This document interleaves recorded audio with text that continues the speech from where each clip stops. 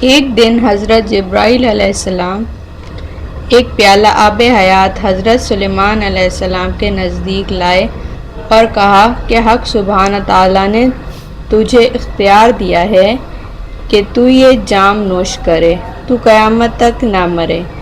سلیمان علیہ السلام نے جنوں، انس اور حیوانات سے اس بات کی مشاورت کی۔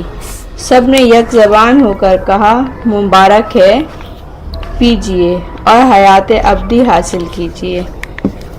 تب سلیمان علیہ السلام نے اندیشہ کیا کہ کوئی اس مشاورت سے خالی تو نہیں رہا، ایک خارپشت باقی رہ گیا، سو خیال میں گزرا اسے بھی بلانے کے واسطے گھوڑے کو بھیجا گیا، وہ اس کے ساتھ نہ آیا۔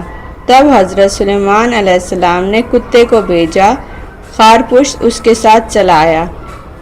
سلیمان علیہ السلام نے کہا، مجھے تیرے ساتھ کچھ مشاورت منظور ہے، لیکن تو یہ بتا کہ گھوڑے سے زیادہ کون سا جانور شریف ہے جو تو اس کے بلانے سے نہ آیا، اور کتا جو کہ سب جانوروں سے نجس و ناپاک ہے اس کے ساتھ چلا آیا، اس کا کیا سبب ہے؟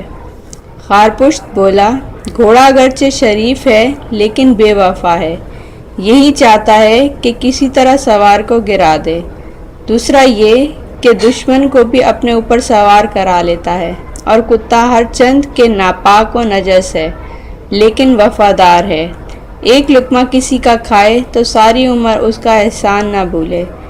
تب سلیمان علیہ السلام نے کہا کہ جامع آب حیات میرے پاس بھیجا گیا ہے اور اس کے پینے یا نہ پینے کا مجھے مختار کیا ہے، سب نے مجھے اس کے پینے کی رائے دی ہے، بھلا تیری اس میں کیا صلاح ہے، پیوں یا رد کر دوں؟ اس نے پوچھا کہ یہ آب حیات صرف آپ ہی کے لیے آیا ہے یا سب عیال اور اطفال اور عزیز بھی اسے پئیں گے؟ آپ نے فرمایا، مجھ اکیلے کو اس کے پینے کا حکم ہے۔ خارپشت بولا، تو اس کا پینا مناسب نہیں، کیونکہ ہر ایک عزیز تمہارے روبرو جب مرے گا تو ان کے غم و ماتم پر یہ جان شیریں تمہیں تلخ ہوگی۔ عزیز دوست، جب کوئی نہ رہا تو زندگانی حیف ہے۔ یہ بات حضرت سلیمان کو پسند آئی اور وہ آب حیات واپس کر دیا۔ اگر آپ کو میری ویڈیو پسند آئی ہو تو شیئر کیجیے گا اور میرے چینل کو سبسکرائب بھی کیجیے گا۔ Thank you.